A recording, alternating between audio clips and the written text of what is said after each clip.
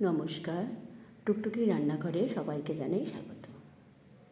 আজকে আমি একটি আমিষ রান্না পাবদা মাছ নিয়ে এসেছি। পাবদা মাছের মধ্যে ওমেগা-3 ফ্যাটি অ্যাসিড আছে, প্রোটিন আছে, ক্যালসিয়াম, আয়রন এবং ভিটামিন এ আছে। সেই জন্য ভাবলাম যে পাবদা মাছটা খুব উপকারী, সেই জন্য আপনাদের সামনে আজকে আমি রান্না করব পাবদা মাছ। দেখুন, 4 পিস পাবদা মাছ নিয়েছি, তাতে নুন হলুদ মাখিয়ে নিচ্ছি। হলুদটা একটু বেশি পরিমাণে দেব, যেহেতু তেল অল্প, সেহেতু একটু হলুদটা বেশি পরিমাণে মাখিয়ে নিতে হবে। আর যদি কারোর প্রোটিনের সমস্যা থাকে শরীরে, তাহলে কিন্তু পাবদা মাছ সপ্তাহে একদিনই খাবেন। আর যদি কারোর সমস্যা না থাকে, তাহলে পাবদা মাছ কিন্তু সপ্তাহে 2 দিনও খাওয়া যায়। আমি এবারে ফ্রাইং প্যানে 3 চামচ তেল দেবো। 3 চামচ তেলে এই সর্ষে পাবদাটা রান্না হবে।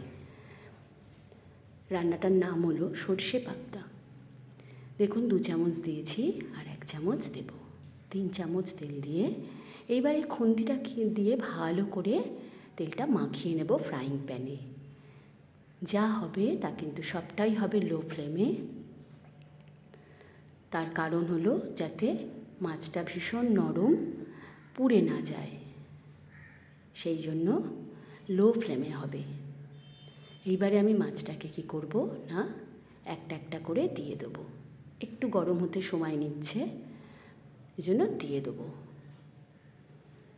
আর যা করব, সর্ষের তেলেও রান্না করতে পারেন, আবার রাইস ব্র্যান অয়েলেও করতে পারেন, আবার আপনারা সানফ্লাওয়ারেও, যে প্রতিটা জিনিসই চলবে, যা হবে প্রত্যেকটাই হলো কম তেলে। এবার আমি ঢাকা দিয়ে দিলাম।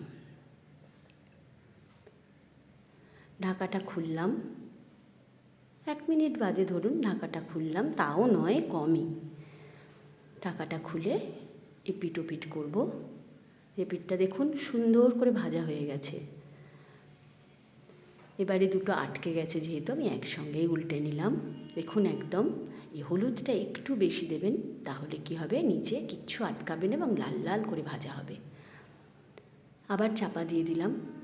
চাপা দিয়ে ভাজা ভাজা হয়ে যাবে দুটো পিঠে, তুলে নেব, কারণ পাবদা মাছ আবার বেশি ভাজা হয়ে গেলে ভালো লাগে না খেতে, একদম কাঠের মতন হয়ে যায়। আর সবথেকে বড় জিনিস, তার গুণাগুণটাও নষ্ট হয়ে যায়। আমি তো এখানে গুণাগুণ নষ্ট করব বলে রান্না করছি না। আর এই যে তেলটা রয়েছে কড়াতে বা ফ্রাইং প্যানে, সেই তেলটাকে আমি এক জায়গায় করে নেব, কিন্তু একদম লো করে নেব। একদম, আপনারা যদি গ্যাসে রান্না করেন সেটাও লো করে নেবেন। এবার আমি একটা মশলা করেছি, সেটা হলো সাদা সর্ষে, কালো সর্ষে সব 1 চামচ করে, আর টিস্পুন, আর হচ্ছে 1 চামচ তিল। একটু আগে আমি কালো জিরে দিয়ে নিলাম। আর শুকনো লঙ্কা কিন্তু ওর মধ্যেই বাটা আছে, ওই মশলাটার মধ্যে।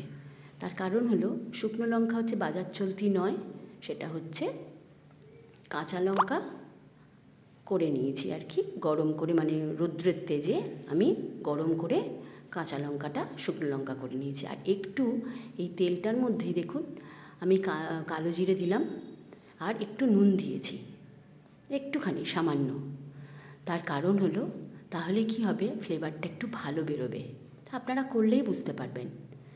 এবারে এই মশলাটার সঙ্গে একটু দেখুন হলুদ দিয়েছি, নুন দিয়েছি স্বাদ মতো। এবারে একটুখানি সামান্য 1 চিমটে হচ্ছে কাশ্মীরি রেড চিলি পাউডার। আর আপনারা ওইটাতে 1 চামচ তিলের কথাও বলেছি, জানি না আমি স্কিপ করে গেলাম কিনা বলে আমি আবার বলছি। তিল 1 চামচ, সবই 1 চামচ। ওই যদি দেখবেন কালো সর্ষে যদি কারোর সহ্য না হয়, অসুবিধা হয় শরীরের মধ্যে, একদম দেবেন না। তাহলে সাদা সর্ষে, তিল আর একটু পোস্ত দিয়ে করতে পারেন আপনারা।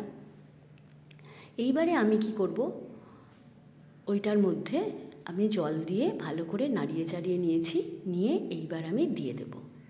দেখুন ভালো করে ভাজা ভাজা হচ্ছে, ভিট ভিট করছে, ওই জন্য একটুখানি ওয়েট করলাম। তারপরে এই যে দিয়ে দিলাম মশলাটা ভালো করে, তাহলে সুন্দরভাবে, তাহলে এই যে ফুটছে। তার যদি সঙ্গে সঙ্গে দিয়ে দিই তাহলে ফুটবে না জিনিসটা। এইবারে দেখুন ভালো করে নাড়ছি, নাড়তে নাড়তে। আর হ্যাঁ, যদি কেউ রসুন খান তাহলে 1 কোয়া দেবেন। আমি যেমন দিয়েছি, আমি রসুন খাই, কারণ বয়সকালে প্রত্যেকের একটু দেখবেন ব্যথা বেদনা বাড়ে। যদি 1 কোয়া করে রসুনও খাওয়া যায় না, তাহলে সেটা শরীরে যায়। আর এই বর্ষাকালে তো বটেই। আমি দিয়েছি 1 কোয়া রসুন, আর যদি কারোর না ভালো লাগে দেবেন না। এবারে দেখুন ফুটছে, খুব সুন্দর করে ফুটছে। এবারে ওই জলটাকে ভালো করে ধুয়ে আমি দিয়ে দিচ্ছি ওর মধ্যে। আর নুনটা কিন্তু অবশ্যই যখন আপনি কালো জিরে দেবার সময় দিলেন তেলের সঙ্গে, সেইটার সঙ্গে আর এইটার সঙ্গে ব্যালেন্স করে দেবেন একেবারেই। ভালো করে নাড়বেন। দেখুন ভালো করে আমি নাড়ছি। আমি আশা করব প্রত্যেকে কমেন্টে, যারা ইউটিউবে দেখবেন বা ফেসবুকে দেখবেন, প্রত্যেকে কমেন্ট করে জানান যে আপনারা করেছেন। তাহলে তো আমি মিথ্যেবাদী হয়ে যাব যে 3 চামচ তেলে মাছ ভাজা প্লাস রান্না, এটা হয় কি না। আপনারাও করে দেখুন নিজেদের রান্নাঘরে। প্রত্যেকে জানান, প্রত্যেকে করুন, অনেক অনেক করে নিজেদের বন্ধুদের শেয়ার করুন। কারণ যদি এখনকার দিনে শরীর ভালো রাখতে হয়, তাহলে কিন্তু এই রান্নাগুলোই খেতে হবে। তো খুব স্বাদিষ্ট হয় জানেন, একটু করে দেখুন আপনারা। যদি কেউ ফেসবুকে দেখেন তাহলে শেয়ার করবেন, কমেন্ট করবেন। আর যদি দেখুন আমার এটা চাপা দিয়ে আরেকবার হয়েও গেল, ভালো করে ফুটছে। কথাটা যেটা বলছিলাম, ফেসবুকে যদি দেখেন তাহলে কমেন্ট করবেন, শেয়ার করবেন। আর যদি ইউটিউবে কেউ দেখেন তাহলে সাবস্ক্রাইব করবেন, পাশে থাকা বেল বাটনটা প্রেস করবেন এবং অল করে দেবেন, যাতে আমার সমস্ত ভিডিওগুলো আপনাদের কাছে চলে যায়। দেখুন খুব সুন্দর করে ফুটছে, একদম হয়েই এসছে একেবারে। চারধার থেকে দেখুন সরে গেছে। এবার আপনারা যেরকম ঝোল খান, অনেকে মাখা মাখা খায়, অনেকে একটু ঝোল ঝোল খায়, পছন্দ করে। একদম যে যেরকম পারবেন সেরকমভাবে করবেন। এটা কিন্তু বাচ্চাদের খাওয়া খুব দরকার। আর হ্যাঁ, পাবদা মাছ কিন্তু হৃদরোগের আক্রান্ত থেকে বাঁচায়, জানেন তো। যার যেটা সমস্যা আছে নিশ্চয়ই সেটা করবেন বা আমাকে জানান। আর দেখুন একটুও তেল লাগেনি, একদম তেল নেই। খুন্তিটাতে দেখছেন তো, একটুও তেল নেই। সুন্দর করে ফুটছে সুন্দরভাবে। সবাই ভালো থাকবেন। এই রান্নাটা আশা করব সবাই করবেন, ভালোভাবে করুন।